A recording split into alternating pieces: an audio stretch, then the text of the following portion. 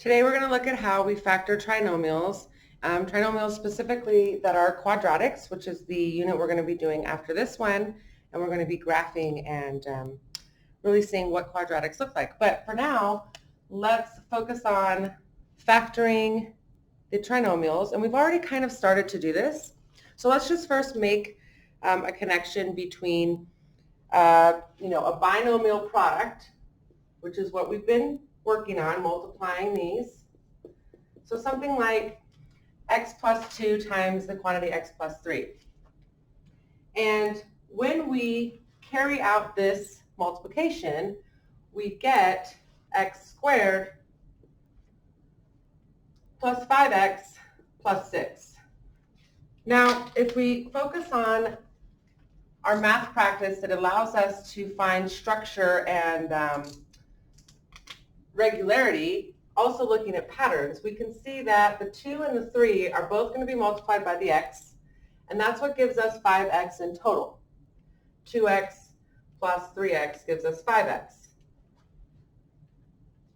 We can also see that the 2 and the 3 are multiplied, and that's what gives us the constant 6.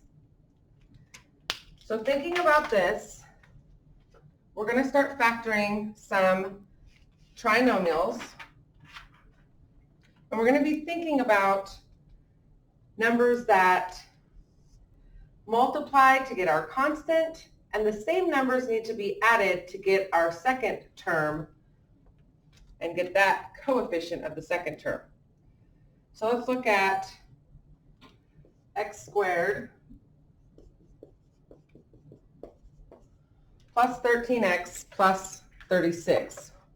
Well, I know that both of these terms will be positive because we have a positive constant and a positive second term coefficient.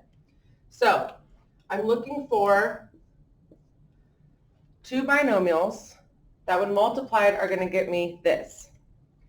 I know that I need x in the front terms because I have x squared. Now I'm thinking what two numbers will multiply to get 36 but add to get 13. So there's a couple of strategies that we can use. We can begin listing factors of 36 and keep going with this process, right? We can keep doing that. And I see that I'm paying attention. I want to equal 13 for my coefficient here. And so I know that 9 plus 4 will give me that, which means I can use a 4 and a 9. And then check it, right? X times x is x squared. X times 9 is 9x. 4 times x is 4x. There's my 13x. And then 4 times 9 is 36. So this is our factored form of the trinomial.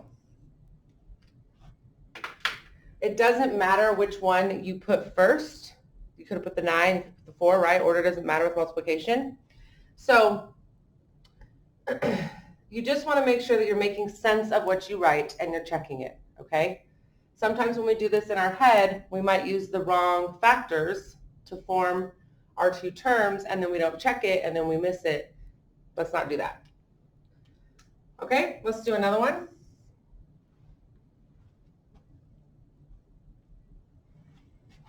X squared plus 6x minus 16.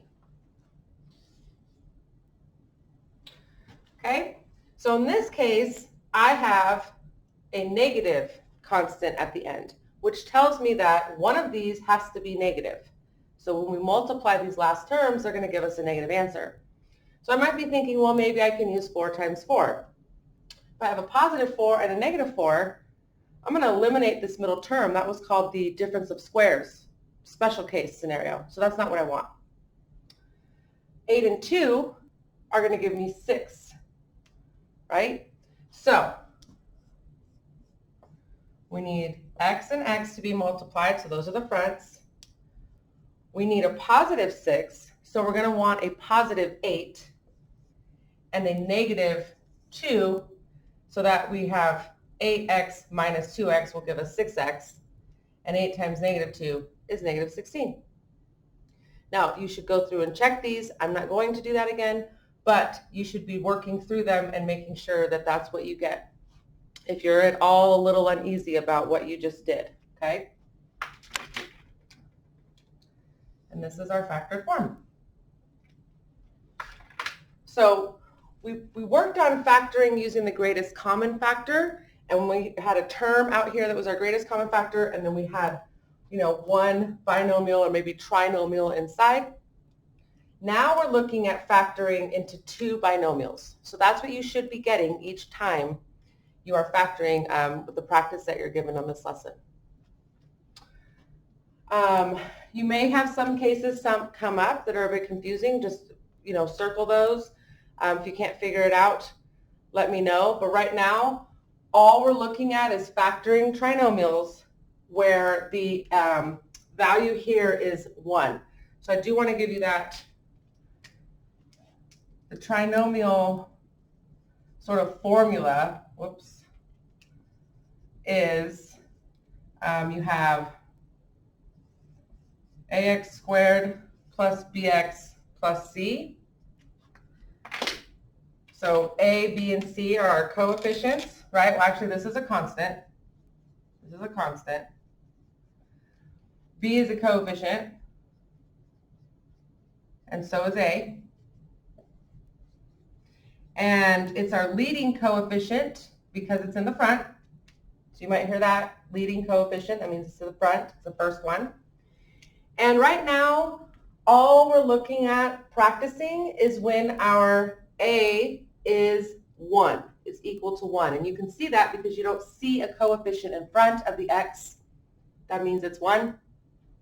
We're just going to practice factoring when a equals 1 for now. We're going to, Wednesday, we're going to start looking at how to factor when a is not equal to 1. It's a little bit more complicated, but we have this really awesome method that we can use to help us.